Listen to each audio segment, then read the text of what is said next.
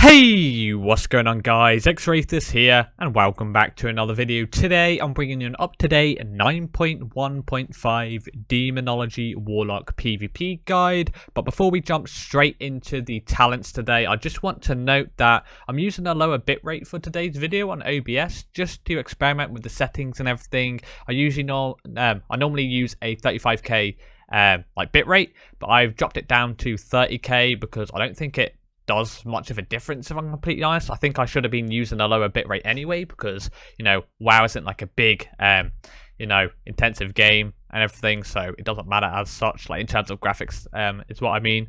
But also, just to note, I have a notepad open at the moment, and I have like notes on there, going over like discussion topics and like races, racials and everything, just so that when I cover that particular part of the video, then it'll just be a little bit easier and I'll be able to give you the most accurate information as possible. But guys, we're going to jump straight into this PvP guide today, starting off with the talents. Now, the thing I like about Demonology is that there's not just one build you want to be going. There's actually multiple that you can try, which is absolutely amazing. You play Affliction, usually there's one build. You play Destro, there's another build that you want to be going. There's always like one standard build, but with Demo you could go like the build I'm playing, which I actually swapped to. It's actually really good. It's the big Demon Bolt build, which I absolutely love right now. There's also like the big Tyrant build you could play with Demonic Consumption and like Grimoire Foulguard and Vile Fiend and everything.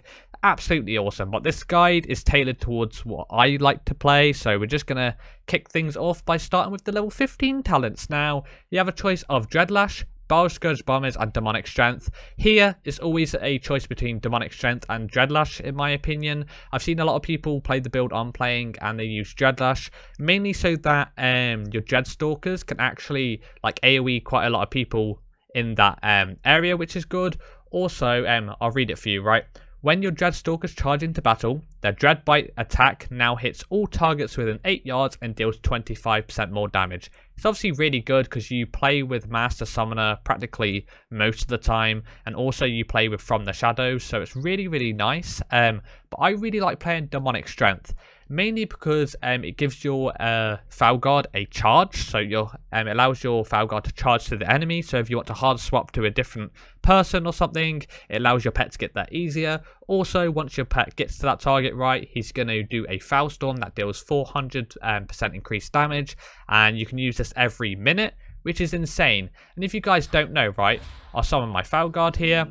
He technically has a Mortal Wounds buff, right? So he has Legion Strike. If you don't know what Legion Strike does, it's an attack that deals 882 damage to all enemies in front of the Foulguard and reduces the effectiveness of any healing the victim receives by 20% for 12 seconds. So this is really good because I can actually use Demonic Strength to allow my pet to get to the target, and then he has that chance after he's Foul Stormed, obviously, to then use Legion Strike, and then that will obviously put the debuff on the enemy and they'll take less healing. Like they receive less healing, which is absolutely awesome.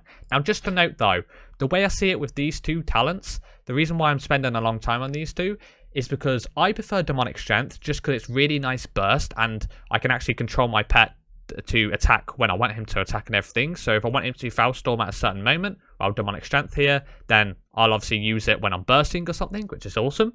But people like Dreadlash, when I think they use this when they're going into melee, I think. Could be wrong about that, but I can't remember. It's up to you what you want to go here. I think Dreadlash is a really good option because it does pair with really well with From the Shadows and Master Summoner. But I just like using Demonic Strength, to be completely honest. The damage is really solid. It's only on a minute cooldown, and it allows my pet to get to the target when I want him to get to the target. So it's really, really solid. And the only thing to note though is if they kill your Foulguard and you play Demonic Strength, then obviously you're gonna have to summon your Foulguard again. And if Foul Domination's on cooldown, then you're gonna have to hard summon your pet, which sucks. So Dreadlash is good because you have it every 20 seconds, which is insane. And obviously if they kill your Foulguard, you can still play Dreadlash because obviously that's completely fine. You don't have to summon your Dreadstalkers in a sense if you play Master Summoner. But with Demonic Strength, you always have to have your Foulguard out, and obviously if they kill your Foulguard, you have to summon him. So just obviously note that. So it's up to you here. I just like Demonic Strength better. Level 25 tanks, you have Demonic Cooling, Power Siphon, and Doom. I always play Power Siphon now because this works really, really nicely with Necrolord. Obviously, I'm Necrolord. We have Decimating Bolt, aka when you use Decimating Bolt, your next 3 Demon Bolts damage is increased by 100%. You play Power Siphon, and paired with Inner Demons. Inner Demons allows a Wild Imp to passively fight for you every 12 seconds, so they just keep spawning, which is awesome. So therefore, you kind of always have 2 Wild Imps out to sacrifice with Power Siphon. So what Power Siphon does is it sacrifices up to 2 Wild Imps, generating 2 charges of Demonic Core that cause Demon Bolt to deal 30% additional damage. Don't forget, we're going full on Demon Bolt build here. So we want as much damage for Demon Bolt as possible. Now, if you don't know what Demonic Core actually does, if I go here for you guys, Demonic Core. Essentially, I'll read it all out for you, but essentially what it does is it reduces the cast time of Demon Bolt by 100%, and you have a maximum of 4 stacks. But I'll read it for you. When your Wild Imps expend all of their energy or imploded, you have a 10% chance to absorb their life essence, granting you a stack of Demonic Core. When your summoned Dreadstalkers fade away, you have a 100% chance to absorb their life essence, granting you a stack of Demonic Core. Demonic Core reduces the cast time of Demon Bolt by 100%, maximum of 4 stacks. So Power Siphon allows you to consume 2 imps, basically, like sacrifice them, and allows you to deal a lot of damage with your Demon Bolt, especially paired with Decimating Bolt. And obviously, I'm Necrolord, so I have Decimating Bolt. Absolutely awesome.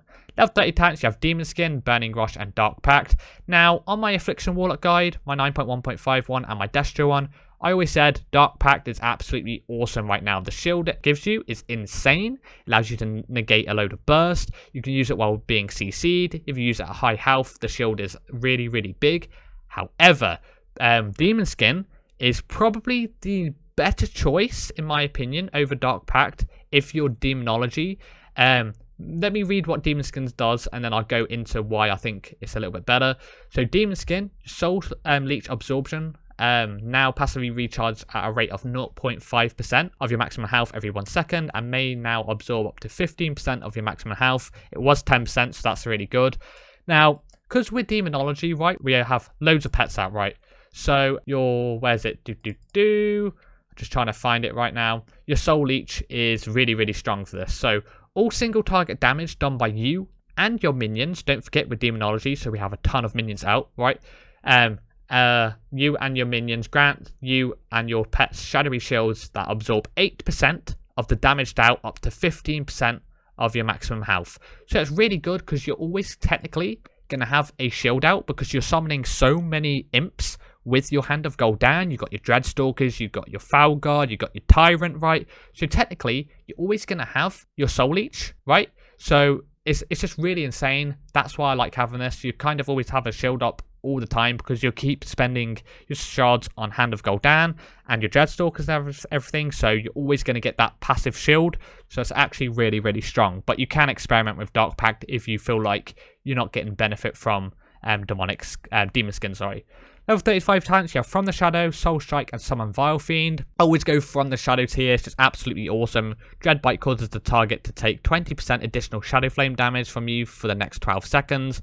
Really strong for the build we're going because we want as much damage as possible, and we want to be trying to get Demon Bolt to crit for a lot. So that's why this is going to help, because if we summon our Dreadstalkers before we Demon Bolt and everything, the target who we're Demon Bolting is going to take 20% additional Shadow Flame damage from us for the next 12 seconds. And also, you know, if we Decimate and Bolt, right, we got Kevin's Oozling, which basically if we Decimate and Bolt, we summon Kevin's Oozling, who allows us to allows the enemy to take 6% additional damage from us, and it also grants our allies a 216 damage shield. So it's really, really good. We're kind of just setting up the big burst.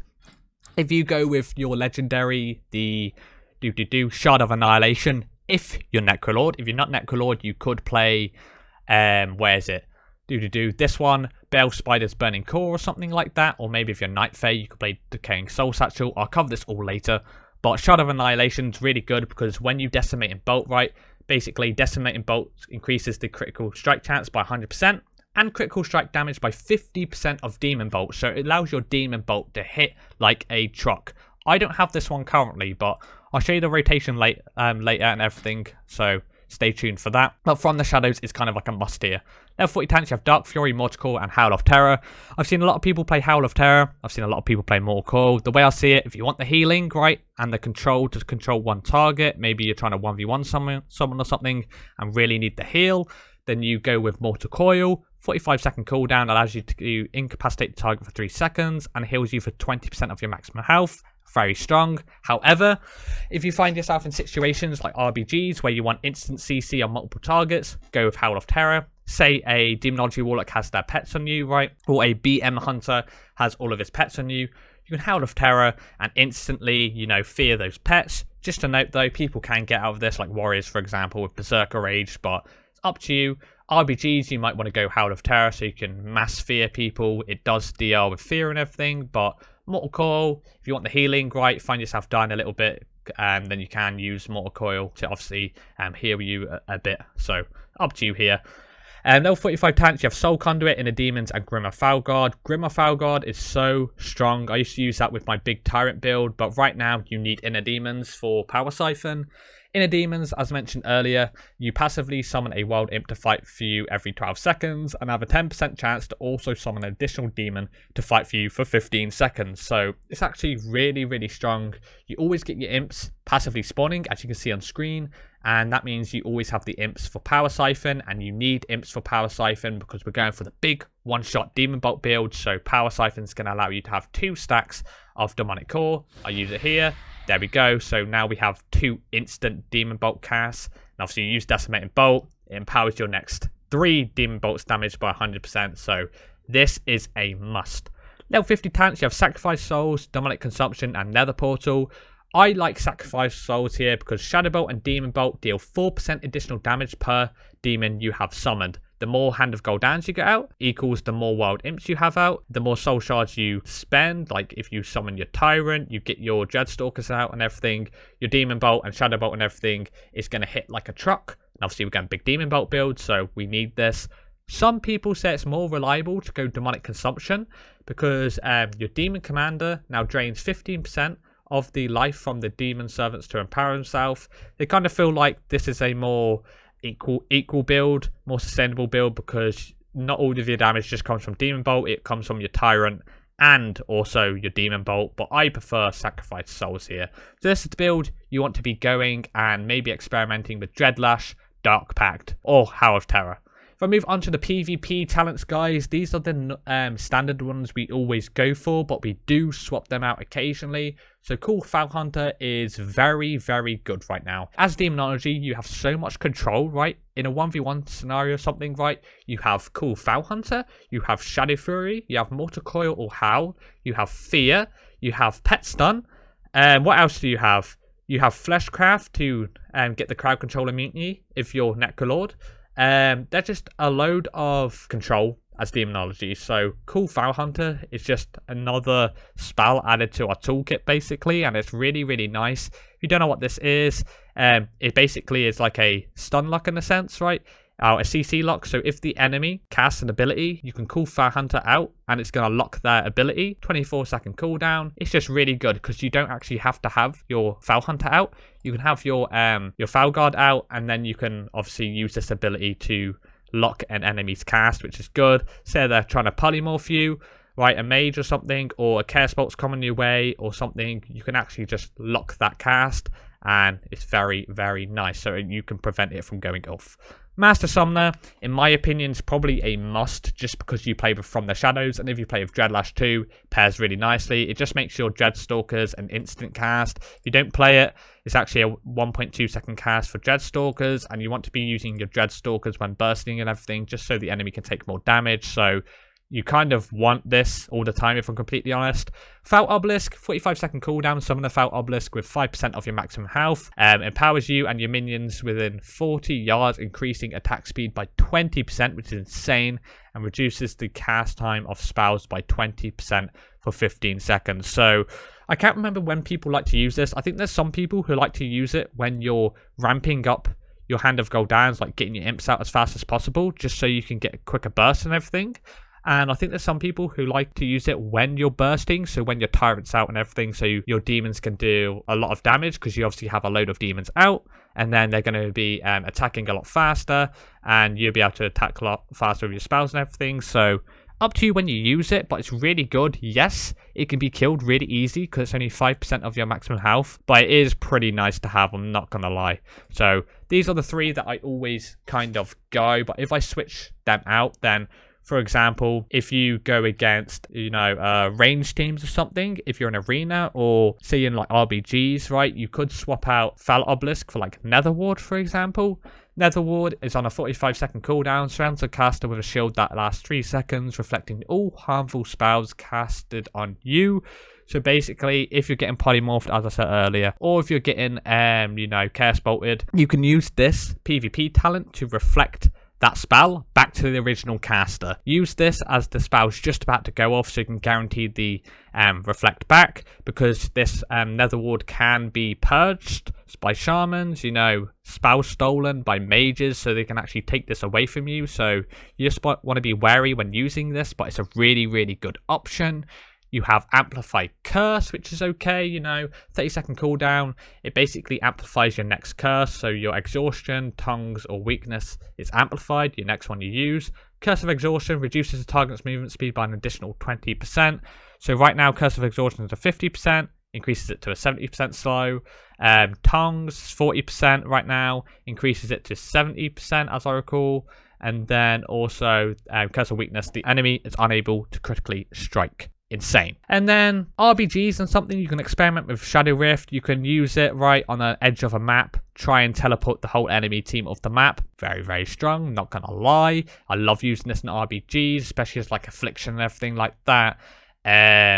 I mean, there's solid options here, I'm not gonna lie. Some people like going Foul Lord against double melee, just to, if you're getting trained so much, you cool this down, it's gonna stun them, and if they're in that radius, they're gonna take a load of damage, right? So you could actually play with Foul Lord. I know that some people like going Pleasure Through Pain just to get even more damage, right? While your Succubus is active, your Shadow damage is increased by 15%, and the cast time of Shadow Bolt is reduced by 0.5 seconds. So it allows you to get your Shadow Bolts off easier, therefore getting loads of more Hand of Gul'dans and everything, and you're just going to be able to do a ton more damage, which is very, very strong. However, I just like having my Foul Guard out because I play Demonic Strength anyway, and also I like being able to do a ton of AoE damage, and also I just really like having his Axe Toss. You can use Observer, but I haven't experimented with it too much, if I'm completely honest. I mean, if you go up against like casters, like in RBGs, this could probably be good, right? Summon a Demonic Observer to keep a watchful eye over the area for 20 seconds. Anytime an enemy within 20 yards casts a harmful magic spell, the Observer will deal up to 5% of the target's maximum health in shadow damage. I say the main ones are Cool Fire Hunter, Master Summoner, and Foul Obelisk, but if you need to switch any of them out, then you can go with like Nether Ward, Shadow Rift, Amplified Curse, and probably Cool Foul Lord. But if I move on to the stat priority, gems, and enchants now, guys, I'll cover the stat priority first. So in my opinion, it goes Haste, Versatility, Mastery, then Critical Strike.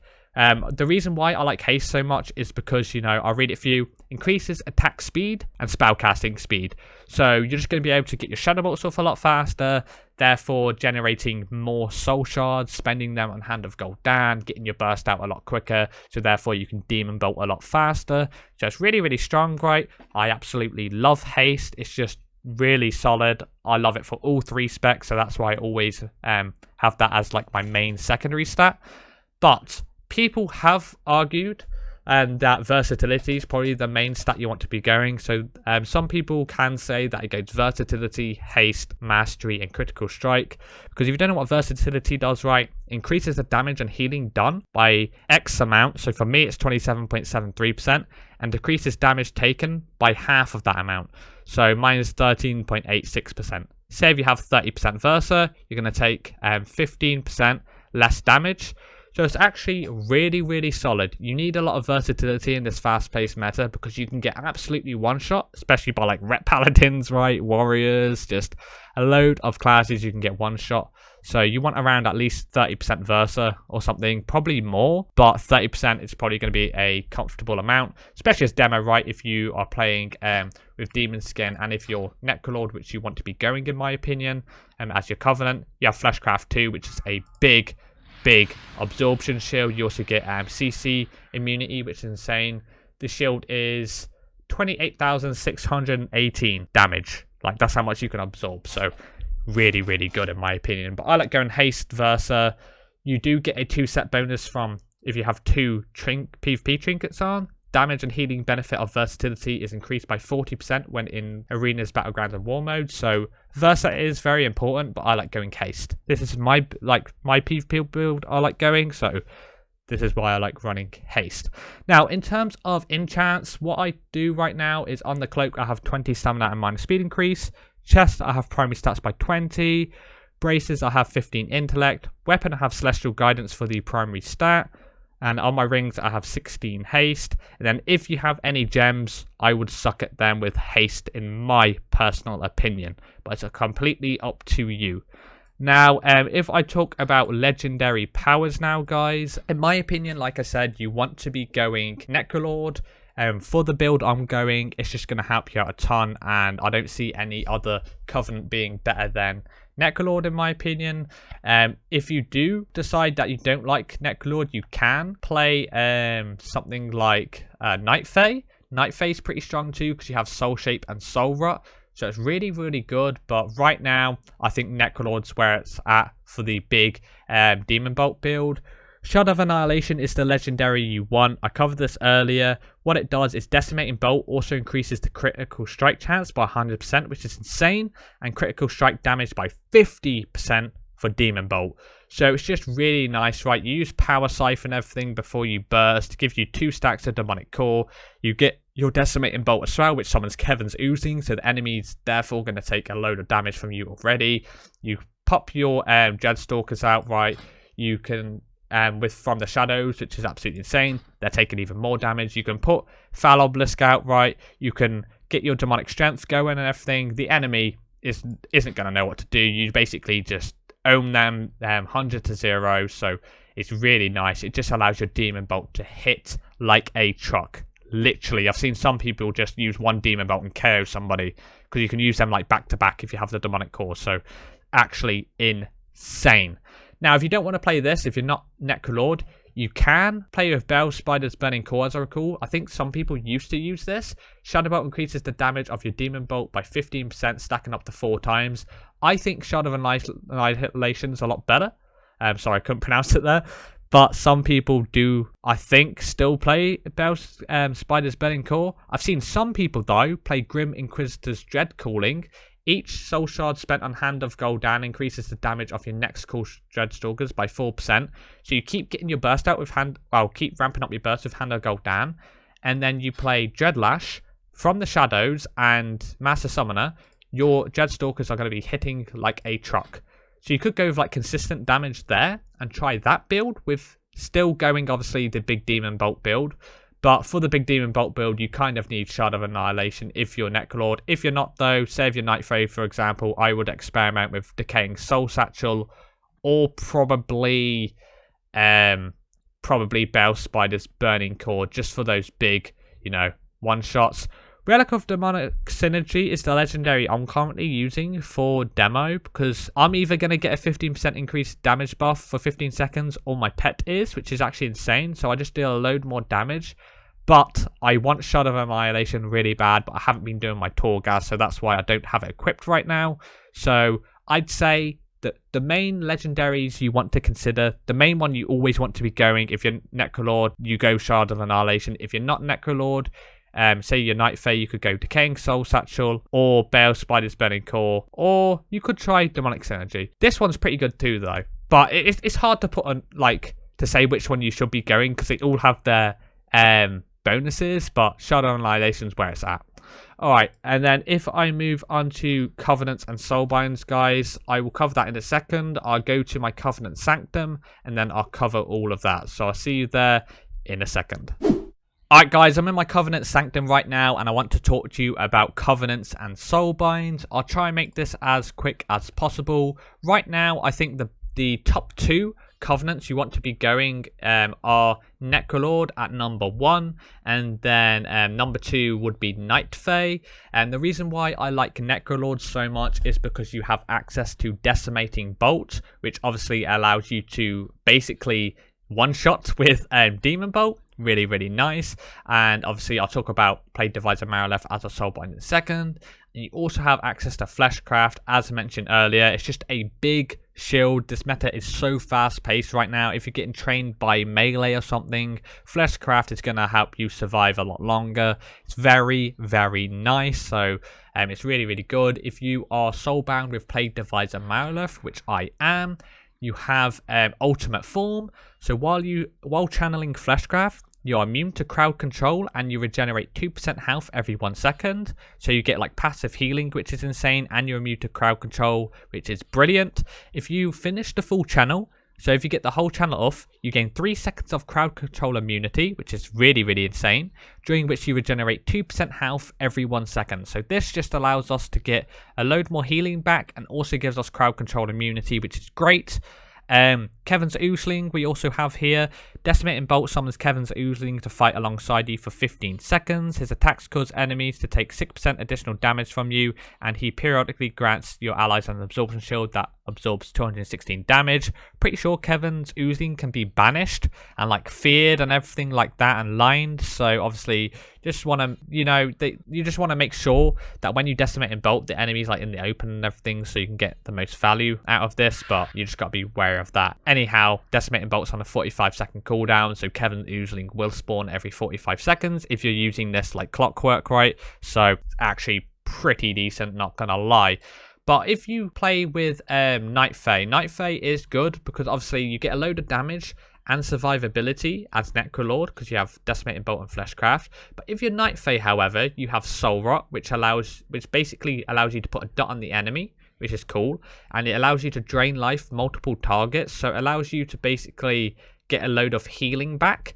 Pairs really, really nicely with Accured Vitality, this Conduit. It just allows you to get a load of healing back, allowing you to survive a lot longer, which is insane. I really do like that aspect of Soul Rot. And you also have Soul Shape, which allows you to basically teleport around the map, allowing you to like maneuver around the map, get away from melee, for example, line certain abilities. You can use this offensively to get CC, for example, or you can use it defensively to like run away and kite and try and survive a lot longer. It's very, very good in my opinion. You also have access to, I think it's Dreamweaver, who's a soul bind, that, every time you use Soul Rot, it spawns like flowers at the bottom of your feet. If you're standing in it and everything, you're going to get a load of haste. I spoke about haste being like the most important stat you want to be going, so it's very, very solid. I could see Night Fae being really good, but right now, in my personal opinion, I think Necrolord is just the best. But I'm going to move on to Conduits now, guys, and I'll take you through that really quick. So right now, what I'm going to do is I'm going to go through the Endurance Conduits first, then the Finesse Conduits, then the Potency Conduits. Just to note though, when I hover over a Endurance Conduit or one of the others, for example, you're going to notice that stuff's going to be highlighted in like blue, for example, saying like 22 seconds.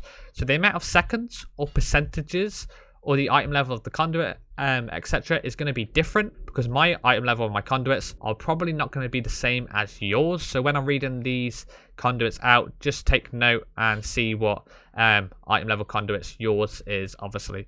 So I'll try and give you 3 from each, if I'm completely honest, of each conduit. And then I'll only do that because it makes sense. Because you're probably going to have like 2 endurance conduits maybe, sometimes 1 finesse conduit or 2. So no point giving more than 3, So right now, the main endurance conduit you want to be going is Resolute Barrier. Attacks received that deal at least 5% of your health. Decrease unending resolves cooldown by 10 seconds. Cannot occur more than once every 22 seconds. Right now, unending resolve is on a 3-minute cooldown. what Resolute Barrier does is it allows you to get your Unending Resolve back a lot quicker, so you can then use it a lot faster. Really, really nice. I played this in all situations. It's just perfect, especially for demo and everything, right? So really, really solid, and for all 3 specs. So it's really, really nice. That's what I was supposed to say. For the next Endurance Conduit, I have access to 2 here that I normally use. I play Condensed Animosphere, but you can play with Accured Vitality. If you're Night Fae, you probably want to play Accured Vitality instead of Condensed Animosphere, but you can obviously experiment with the 2. The reason why I like Condensed Animosphere is because when you take any damage, heal for 4.7% of your maximum health. This can only occur once every 10 seconds. It just allows you to get passive healing throughout the fight and everything. It's really solid. Say if you're doing RBGs or something, right, and you don't have a healer or anything, it's just going to allow you to get passive healing, and it's really, really good. I like playing it. So these are the 2 I always go to, but Accured Vitality is another strong option. Drain Life heals for 68% of the amount drained over 8.1 seconds. So if you get like a full channel off and you heal for a lot, right, you're actually going to get more healing after the channel is finished, which is insane. It pairs really well with Night Fae with Soul Rot because you can actually drain life multiple targets, so therefore you're getting more healing once you drain life, and after you finish drain life you get obviously more healing back from that too, because you just drain life to multiple targets, whereas I can only drain life 1 target because I'm Necrolord. So this is actually really good. Diabolic Bloodstone, I don't see any situations where you want to be running that other than PvE probably. If I move on to the Finesse Conduits, guys, I always use Foul Clarity. That's the main one I always go. Yes, I can play this route with the undulating maneuvers and play another Finesse Conduit. I will likely switch between the 2. If I need an extra Endurance Conduit, say I'm dying or something, right, I'll play the Vicious Betrayal side. If I actually think I'm surviving a lot longer, I'll probably play the undulating maneuver side of things so I can have an extra Finesse Conduit. So actually really, really good. But I always play Foul Clarity if I only have access to 1 Finesse Conduit, because what it does is the cooldown of Foul Domination is reduced by 72 seconds. Let me show you right now. So if I don't play it, Foul Domination is on a 3-minute cooldown. If I play this, then Foul Domination is on a 1.8 minute cooldown, so it's really, really nice. If you don't know what Foul Domination does, it basically allows you to get your pet off nearly instantly. So right now the summon pet casts are on a 4.8 second cast, which sucks because say if you're in arena, you're in RBGs, the enemy's not really going to let you get this off, right? Even if you teleport away, the likelihood of you actually getting the full cast off is probably going to be quite low, because the enemy can just, if you're against a monk, they'll probably put their portal on your portal, so if you portal away, they'll chase you. Even if you gateway away and you're against like a warrior, they can heroically charge to you. Like, you can obviously get your summon off, but it's a lot easier to obviously use Foul Domination, because you press it, and then it reduces the cast to a 0.4 second cast, so it essentially nearly allows you to get your pet off instantly, like your summon off instantly. So it's really, really strong. The next Finesse Conduit I like to use, guys, is Shade of Terror. Now, a lot of people, when they have 2 Finesse Conduits, and they normally pay Demonic Momentum for the mobility, but I like Shade of Terror. What this does, you can switch between the 2. Your fear effects can withstand 140% more damage before breaking. So, for example, say if you fear 1 target and your wild imps are accidentally attacking that, or your pets are actually attacking that target by mistake, right? It just allows them to take more damage before the fear actually breaks. So it's really good. So say if you really need that CC, like now, right, and you fear a target, but you notice that your Dreadstalkers are still out and they're attacking that target, it just allows your fear to potentially last a lot longer before it actually breaks. So it's really, really nice. I like it. Say if you're doing RBGs, it will work nicely because, a load of people have AoE and stuff, so it just allows your fear to be up for a little bit longer potentially. So it's really, really nice. But some people do like Demonic Momentum. Demonic Circle Teleport increases movement speed by 48% for 5 seconds. To be fair, it is very, very nice. I can see why people like it. Let me showcase this for you right now. So as a Warlock, right, we barely have any mobility, especially if you're not Night Fae. Night Fae, you have Soul Shape, which is insane. But if you're not Night Fae, what do we have realistically? We have our Demonic Gateway, right? And we also have our Demonic Circle. That's kind of it. So I can use the Demonic Gateway. Cool. So I can show you what we can do, right? So say if we use Demonic Gateway, right? We have to wait 2 minutes before we can do anything else. We can use our teleport, obviously, but we only can use that every 30 seconds. So our mobility is limited. So say when we use our Demonic Circle, and you say if you're playing like 2s against a Windwalker Monk, usually they'll put their portal on your portal, right? Say if my portal's here behind the pillar, right? Usually they'll put it somewhere close so that when I teleport at low HP, they'll then leg sweep me and I'll die behind the pillar, LOSing my healer or something, right? Or something like that, right? But right now, if you play with Demonic Momentum, you can kind of not always negate that from happening, but I can see circumstances where you can prevent the leg sweep from happening, because when you use your portal, your Demonic Circle, you get a ton of movement speed. Look at this, right? We actually run quite fast. So say if you're going against a warrior, like you're fighting a warrior, you can teleport, and then you're going to be running fast, so he'll have to use Heroic Leap to get to you, and a charge potentially as well. So you just wasted their charge and Heroic Leap, which is insane. Say if you have Gateway up, right, you can actually run to your Gateway, teleport away, and then he'll have to walk to you. You can stun him in the middle of the map, etc. Unload your burst, and it's going to be insane. Like, every 30 seconds, you can just run like the Flash, basically. Absolutely insane. I do understand why people play it, but I always play Foul Clarity as my main Finesse Conduit, and then as my secondary I normally play Shade of Terror, but maybe I'll experiment with Demonic Momentum if I want the movement speed. And then moving on to the last one, so Potency Conduits. Right now, the 3 that I always play in all circumstances is Foul Commando. Your Foul Guard deals 13.5% more damage and takes 13.5% less damage. This is really good because obviously it pairs really nicely with Demonic Strength, because my Foul Guard's going to be doing a ton of damage with his Foul Storm and everything, and he obviously just deals more damage anyway.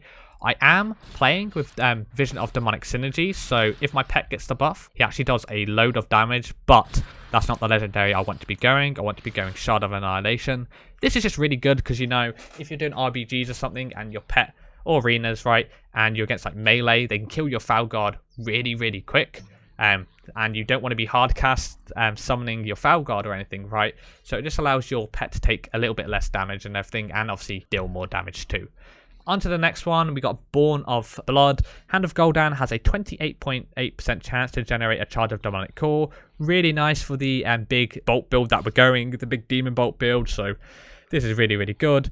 And then you have Tyrant Soul. After your Demonic Tyrant expires, gain a stack of Demonic Core. Awesome. And increase the damage your demons deal by 18% for 15 seconds. So basically, when your Tyrant goes away, he'll then empower everybody around him, aka your demons. Not us, but the demons. And then you gain a stack of Demonic Core, which is obviously a very, very good. Now, some people can play with like Carnivorous Stalkers. Your Dread Stalkers attacks have 4.8% chance to trigger an additional Dread Bite. Maybe in some world you could play Dread Lash from the Shadows, Master Summoner, Grim Inquisitor's Dread Calling. Maybe experiment with Carnivorous Stalkers, but the build I'm going is the one that I like, and I think it's just very, very solid. Alright guys, I'm going to go and, go to target dummies now, and then I'll talk to you about my rotation. So I'll see you there in a second. Alright guys, I keep forgetting to mention this. Before we jump into the rotation, if you ever want to switch covenants, or if you want to increase your renown to renown level 40, so you can have like a head start when like you've swapped a covenant or something, go to this vendor here in Erebus. If you go to the Ring of Transference next to the Flight Master, you can buy the Broker Mark of Distinction, which allows you to get your renown increased to level 40 instantly, so you don't have to start from level 0. It's just really good at allowing you to get your renown levels up a lot faster, and you can send them to ults from your main and everything once you've done everything and, all of that. So, yeah, I will see you at the target dummies. Alright guys, I'm in Ironforge right now. You probably thought I was going to be in my Covenant Sanctum. Well, we're not. We're here in Ironforge, and I want to talk to you about my rotation. Now, just to note, obviously, I'm not using the Shard of Annihilation legendary because I don't have it. I'm using the Vision of Demonic Synergy legendary. I'd be using the other legendary if I had it, but obviously don't. So my Demon Bolts aren't going to hit for a ton, unfortunately. So it's kind of annoying because I want to show you how big the Demon Bolts are, but it's kind of hard because I don't have that legendary. But anyhow, what you would normally do is you start off by casting Hand of Gul'dan to get your imps out, because you can summon 3 imps, because I have 3 soul shards, so you get 3 imps out immediately. That increases it up to 5. You just then keep using Shadow Bolt, Shadow Bolt, Shadow Bolt until you get like max soul shards. So you keep spending your soul shards on Hand of Gul'dan. Just keep doing this. You're gonna passively get a stack of Demonic Core, potentially even more. So you just keep doing this until you have quite a few imps out, right? So maybe around here, this is when we want to stop bursting. So we Hand of Gul'dan one last time. We summon our Tyrant. We then use our Dreadstalkers. We then Decimate and Bolt, Power Siphon, your Trinket, and then you can pop your Demonic Strength, and then Decimate and Bolt, Decimate and Bolt, Decimate and Bolt. So I'm hitting like 9k there. Then you rinse and repeat. You can obviously use your Foul Obelisk after, or before, like when you pop your burst or before you burst. It might be better to use it, potentially. I don't know. I haven't really experimented too much. Maybe use it once your Tyrant expires, just so it increases the damage and everything, like the casting time of your wild imps. But it's completely up to you. Like I said there, didn't really hit for a ton. Let's see if we can get a little bit more damage out. You ready? We just try this again without burst. See if we can line it up a little bit better. So it's 9k without the legendary though, so it's not terrible. Right, here we go. So we call Dreadstalkers, Decimate and Bolt, don't have Trinket, Power Siphon. What did this hit for? 7k, 7k. Would have been better if we had Trinket and everything like that. One more. 4.7k, I think. So it's not terrible, but it could be a lot higher. I've hit like 20 to 22k or something on these target dummies before, so it just depends on, you know, how many imps you have out too and everything like that. Like, you want to set it up perfectly, that's what I mean. And just to see it, therefore, if you set up your burst really, really good, then you can get bigger demon bolts and you can deal much more damage with your pets anyway. That's what I was supposed to say. So I'll show you this one more time once my burst is back up, and then I will move on to the races section of today's video. Alright guys, I'm going to start the burst again, so I'm going to use Foul Obelisk this time in the rotation. So here we go, going to Hand of Gul'dan in, going to summon those imps. We just got a proc from our legendary, so we Shadow Bolt, Hand of Gul'dan, here comes Tyrant, Hand of Gul'dan, here comes Dreadstalkers, Decimate and Bolt, Ferocity, aka my Trinket. Boom. Oh no, I didn't Power Siphon. That was my bad. That wasn't the cleanest right there, but we're getting loads of Demonic Core procs now. See, look how many imps we're getting out. We have 18 imps.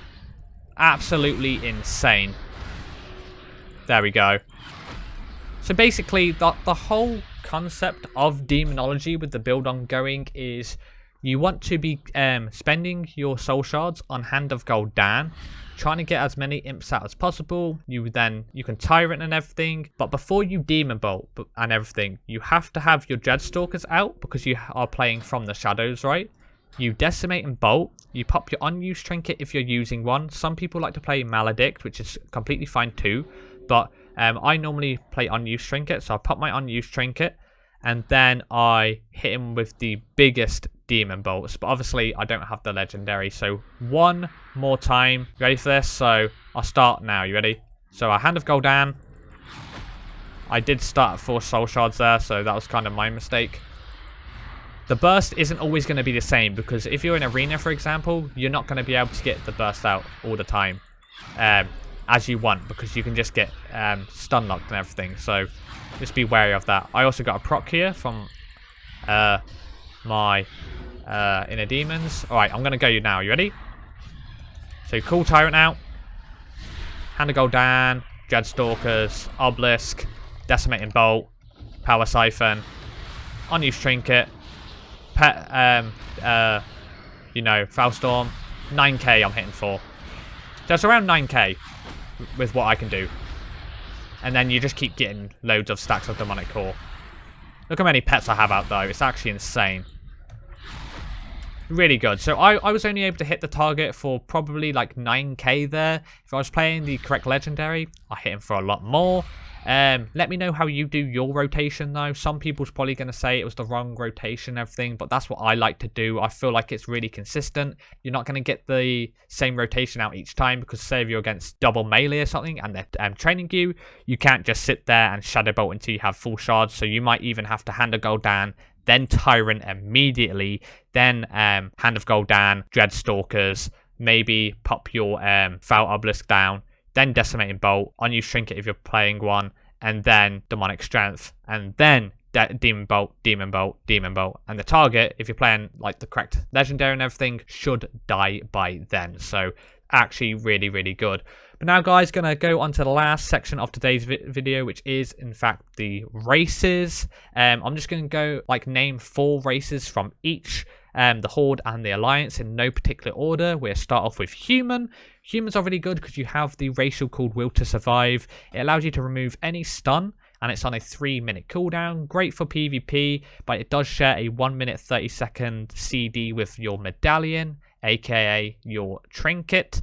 So if you use your Will to Survive racial, you have to wait 1 minute 30 seconds before using your Medallion, and vice versa. That's just really good. If you're in a full kidney shot, you know, or any stun effect, you can get out of it immediately, which is insane.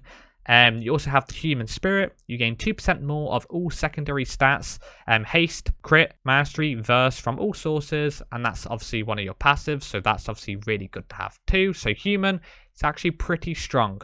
You also have Gnome. I'm Gnome here, as you can tell. You have Escape Artist, which is here. It allows you to get out of any immobilization or movement speed reduction effect, and it's on a 1-minute cooldown. So any, root traps, for example, any frost novas or ice novas or anything, allows you to get out of those every 1 minute, which is awesome. Just allows you to increase the distance between you and the enemy player, or you can use this to chase somebody, so it's actually really good. I like playing Gnome. And you obviously have Dwarf because of Stone Form. Stone Form removes all harmful poison, disease, curse, magic and bleed effects from yourself, and also reduces all physical damage you take by 10% for 8 seconds.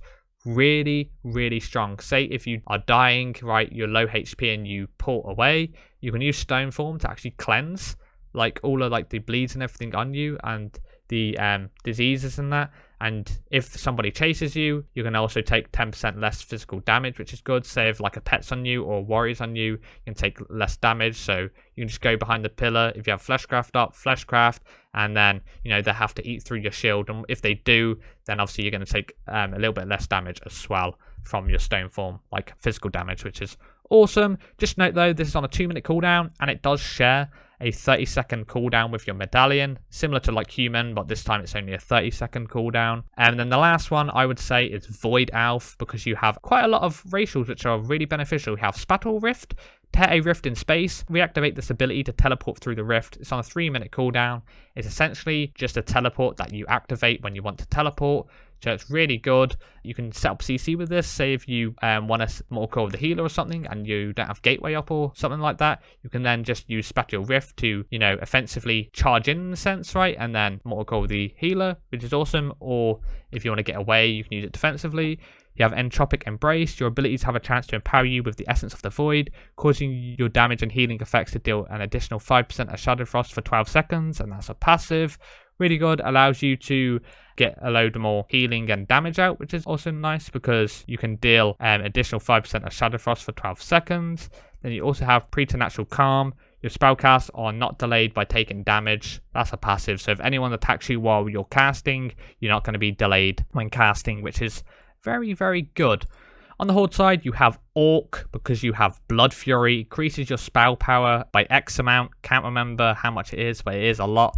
For 15 seconds. Sorry, increases your primary stat, which is your intellect, not spell power. I meant intellect. It's on a 2-minute cooldown. Very good when bursting. Your Tyrant's on a 1.5-minute cooldown. So although they don't align essentially, a Blood Fury is just really, really nice for burst. And then you have Hardiness. Duration of stun effects are reduced by an additional 20%, and that's a passive. So you just have a 20% reduction, like an additional 20% reduction in stuns, which is very, very good. Then you have Troll. Berserking increases your haste by 10% for 12 seconds. I talked about haste being the most important secondary stat you want to be going, so I mean, it's pretty decent. It is on a 3-minute cooldown though, so that does suck. But you know, the more haste you have, the more you're going to be able to get your Hand of Gul'dans out a lot faster and just, you know, set up the burst, which is also very, very good. You have the Voodoo Shuffle, reduce the duration of all movement impairing effects by 20%, and that's a passive, so that's obviously a very, very nice to have. Very, very strong. You have Undead, because you have Will of the Forsaken. Remove any charm, fear, and sleep effect from yourself, and it's on a 2-minute cooldown. Does in fact share a 30-second cooldown with your medallion, so if you use your medallion, you got to wait 30 seconds, similar to Dwarf, before you can actually use your medallion, and vice versa. But it's just really nice because if you get charmed, feared by like a warlock or something, or a priest, or slept, you can just get out of it every 2 minutes, which is insane. Then the last one is Goblin. You have Rocket Jump. Activate Rocket Bout to jump forward. Other effects which slow the rate of falling cannot be used within 10 seconds after using this ability. That's on a 1.5-minute cooldown. If you jump off a map, for example, you're in like an RBG, right? And like a Xrathis Basin, for example, you're in Lumber Mill, jump off the map before you hit the floor. You can use your rocket jump and you won't take any damage. It's really, really nice. I mean, it just allows you to leap away, essentially. Say if like a melee's on you, you can just leap away, try and get them into a fear, set up CC or something, go behind a pillar. Really, really nice. And then you have Time is Money, which is a passive and increases your haste by 1%. It's not much, but hey, at least it's something. But that's going to cover it for today's video, guys. I really hope you enjoyed it. Sorry that I talked so fast today. I just had to cover every single thing I could think of. And I really hope you enjoyed this PvP guide nonetheless. I don't know when 9.2 is coming out, but hopefully this guide will be up for quite a while before 9.2 is out. I'm not sure how, you know, the specs, like all 3 specs are going to change when 9.2 is out, because I haven't seen too much. But you never know, man. But I really hope you enjoyed today's video. If you did, obviously make sure you leave a like, comment down below. Let me know whether this PvP guide was useful or not. And also don't forget to subscribe to the channel if you did enjoy this one. Don't forget to check out my social media links in the description down below. And make sure you have yourself a really nice day. And don't forget to click that bell notification button to know when I post a new video. But I've been Xrathis, guys. Have yourself a really nice day. And I'll catch you in the next one. So, peace!